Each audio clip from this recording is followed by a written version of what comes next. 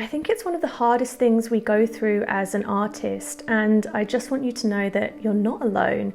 You just have a very unique voice amongst all of the noise. Welcome back to the studio. I'm Claire Luxton and I'm a full-time contemporary artist, and I have been so for around the past 10 years. Due to the nature of what we're discussing today, I just wanted to do things a little bit differently and invite you into the studio, into my safe space, so that we can have what I think is quite an important chat. No frills, nothing fancy, just a conversation between us. I think for artists, loneliness can be the biggest destructive force within our lives. I think it's so easy to feel isolated, and that isolation and loneliness can really destroy our passion, our confidence, our creativity, and everything that we work so hard towards. I have made a lot of notes. I am a research-based artist, and for me this is my comfort, just write everything down, brain dump onto the page. I just really wanted to make sure that I didn't miss anything and that all of the points that I think will be really helpful to you were covered. I read something earlier as I was making final adjustments to my notes for today's video, and I found this amazing quote by Van Gogh that I just thought really kind of set the tone for this experience that I feel is really universal for artists, and especially when we are struggling in this isolation and loneliness. So let me just read that for you. One may have a blazing hearth in one's soul, and yet no one ever came to sit by it. Passers-by could only see a wisp of smoke from the chimney and continued on their way. To me, this sentiment from Van Gogh really speaks to this first notion, this first issue that I want to discuss, which is the myth of being seen. And I mean seen in a number of different ways. I mean seen for who we truly are as artists, what our work really truly represents, but also this showing up on social media of being seen to be doing things. You know, did it ever happen if it's not on the gram? So I think this idea of being seen can be really crippling, because 90%, if we're honest, of the work that we do and that goes into our practice, that unseen quiet work that isn't getting us thousands of likes and lots of traction on the internet, but is actually really prevalent and important to our practice.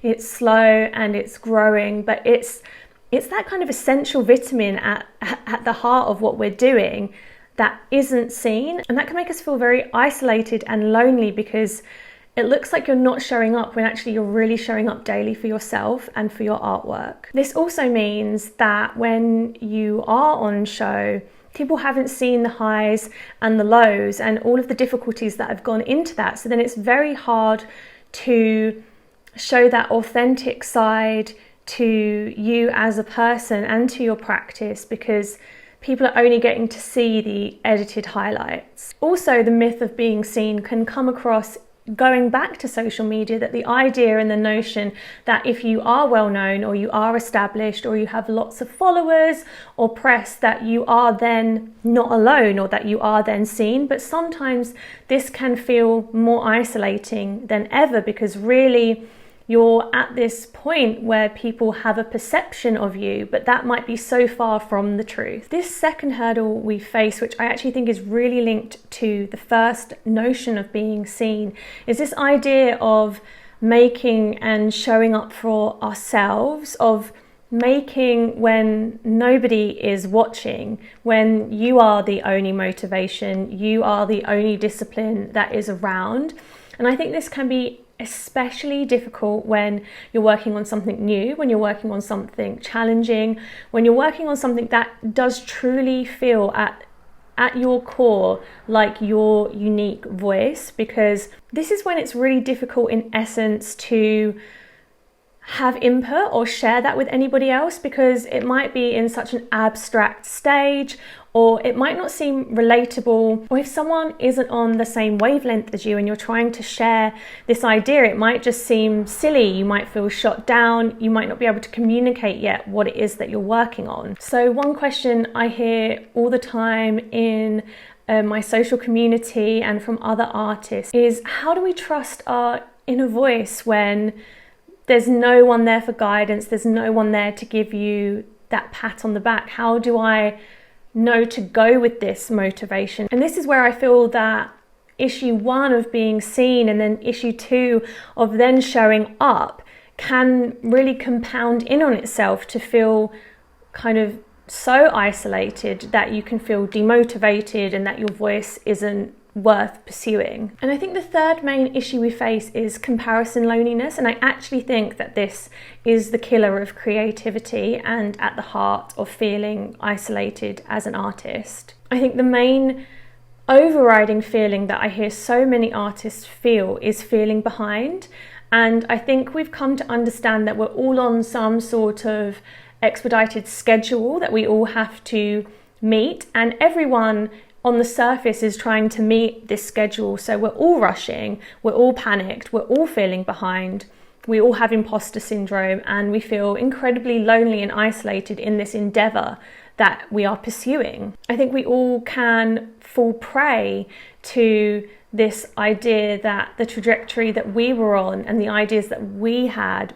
weren't enough or aren't enough, and we get distracted by what everybody else is doing, and it can lead you so far off track when you were already on the perfect track, the perfect trajectory for you and your passions and your career. I think we've all been down that endless doom scroll cycle, and I honestly think whenever I get to this point, I know the phone needs to go down, my journal needs to come out, my notebooks need to come out, my post-it notes need to come out, and I just need to write it all down. It is incredibly liberating, even if it is an absolute jumble of your thoughts and inner monologue. It is really freeing just to set those negative thoughts aside, which if you look back in 1 week's time, you will think were ridiculous, and just reset the slate, wipe it clean, and allow yourself a moment to breathe and reconfigure. So, on a lighter note, what can we do? What can we do about this almost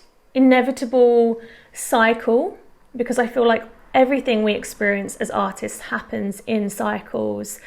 What can we do to come out of this loneliness? In the future, what can we do to prevent this happening again, or to recognize the signs within our behavior to kind of eliminate how kind of toxic this behavior or this feeling can be? As I said, written everything down that I feel that I've done in the past to get me out of feeling like I'm isolated or lonely, or to an extent embracing it. So the first step that I do is what I call refuge within my art practice, refuge within my own artwork. Firstly, I think it's about having just a deep understanding that all of your work has value, even if it's something that you don't go on to use. Every step that you are taking has value because it is moving you closer to your experiences, your goals, your vision. Even if it's something that you disregard, you needed to do that to get to where you are now. Have comfort, have harmony, have refuge in whatever you're doing in that day. That is bringing you a step closer to where you want to be. Also ground yourself in the knowledge that you are making your artwork for you and not for anybody else. Move at your own rhythm, at your own pace, and write it all down. I tell myself all the time, write it all down, because it means it's always there. I love the metaphor because in reality, it's the first step to bringing your artwork to fruition. It goes from this abstract conceptual thing in your head to words on a piece of paper or text in your notes on your phone.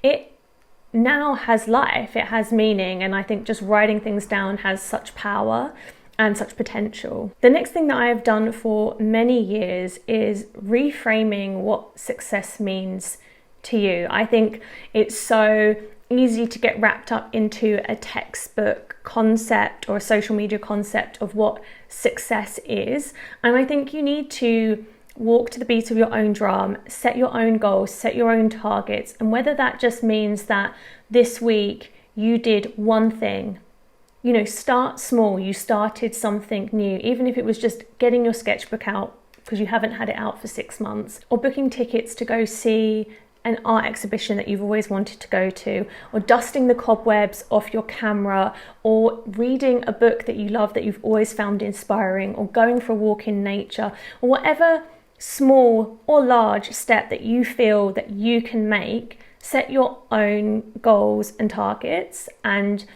use that as your motivation to know, actually, I'm doing this for me. So I would take small steps each day, and that's going to look different each day, and it's going to look different within each person. And even if you want to make a larger step, but don't be hard on yourself, do whatever you feel is pertinent and necessary in your practice, but just acknowledge when you're showing up for yourself. Give yourself the pat on the back, because I know it's really hard when you don't have external encouragement. But internally know that you are showing up for you and your work, and you are on the right trajectory for your own practice. Don't follow anyone else's timeline. Something that I frequently like to remind myself is to look at each step individually and not the whole staircase. Take one step at a time.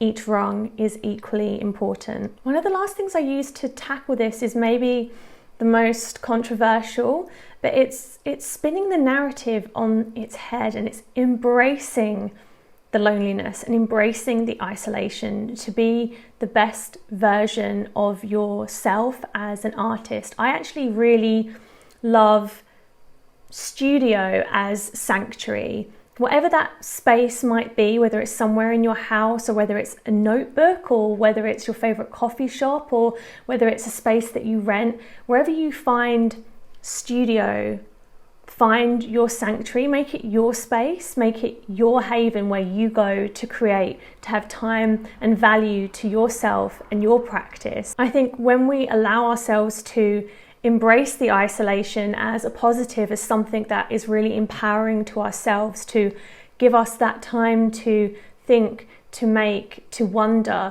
that is when we're really allowing ourselves that creative freedom. I like to think of it as this becomes your own myth, your own ritual, your own way of doing your own things. And I find so much comfort in that. And I think it's a way to allow yourself a certain kind of liberation when it comes to how you go about your day, how you go about your week, and also when you're feeling really low and you're feeling really vulnerable and you're feeling isolated, there's an element of looking at it as, I choose this, and this is going to allow me to take the next step in my career. I've actually had a lot of conflicting feelings myself this week because I'm on a very busy schedule, and what that means is I actually get out of my own rhythms and routines, and it can make me feel kind of stressed and on edge when I'm not able to kind of lean into these things that I've put into place to help structure how I feel about myself and my art practice. But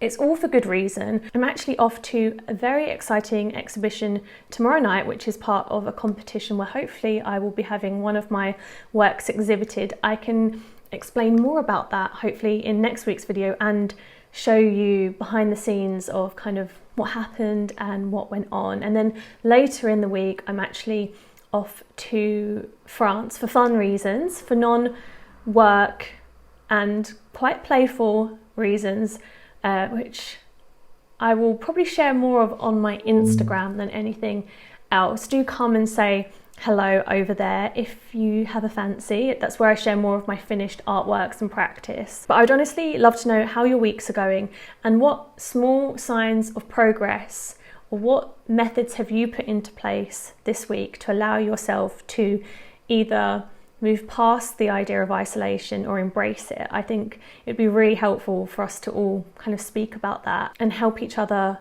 on our path. But if you are feeling stuck over the next week, just head over to my Notes from the Studio playlist, as there's a variety of other videos on there that I think would also be equally helpful. As ever, I'm really thrilled to be back here on a Thursday. I know this was a little bit more intimate and a little bit different today, but I sometimes feel like I just want to sit down and have a chat as if you're here with me, for it to be a little bit more personal and for us to get to know each other a bit more in a way where hopefully I'm sharing ideas and concepts that will be helpful to you in the future. So thank you for being here, and I will see you next Thursday. Goodbye.